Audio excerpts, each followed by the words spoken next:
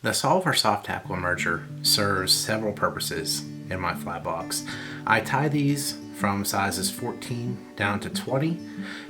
The larger sizes I do like to use in traditional soft hackle fishing methods, casting across, swinging down, casting upstream, floating down like a nymph, just a dead drift, and then also on the smaller sizes like the 18s and 20s, I'll often use dry fly floatant and fish those on the surface when the fish are really finicky and keying on emergers. This is an excellent pattern to use for that in those smaller sizes. In this particular video, we're going to use a size 16, 1x long, 1x stout nymph hook. And I'm going to use 8/0 yellow thread. I'm going to attach that to the hook. For the tail and body, I'm going to use yellow dyed pheasant tail.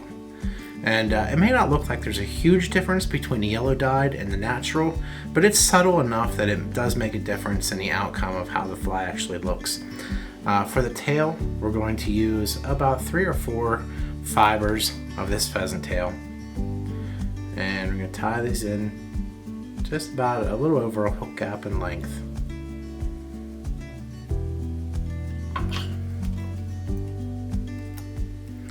Next, we're going to tie in some ultra wire, extra small, copper. This will just help make the fly just a little bit more durable.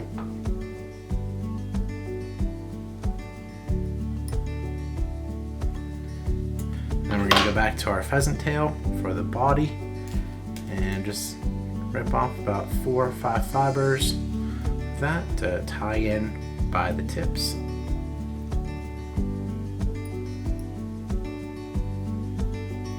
As I wrap this, I'm going to give the fibers just a slight twist, and that will help keep them together as I'm going up the hook shank rather than splay apart.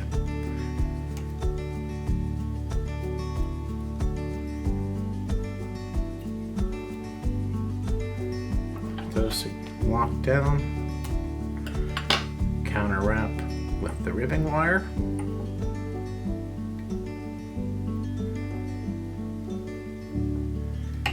Break that off.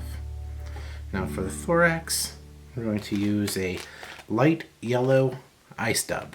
Now I like the ice dub for this because those little sparkles kind of imitate the insect, the fresh insect breaking out of that husk, the nymphal shuck. I'm going to use just a real sparse amount. That's probably even too much, but I don't mind it being too much. Sometimes the fuzzier the better, and if it is too much, I can also, I can pull out little strands that kick out there. Now for the soft hackle, we're just using hen feather. This is a saddle feather, and we're going to select one to use here. Okay, and to prepare this feather, we're going to just grab it by the tip and stroke the front feathers rearward just to expose that little triangle. Trim it, and that just leaves us a little bit that we can capture with our thread. There we go. Now as I wrap this, I'm going to gently stroke the feathers rearward. Very gently. Hen feathers are very brittle and they'll break very easily.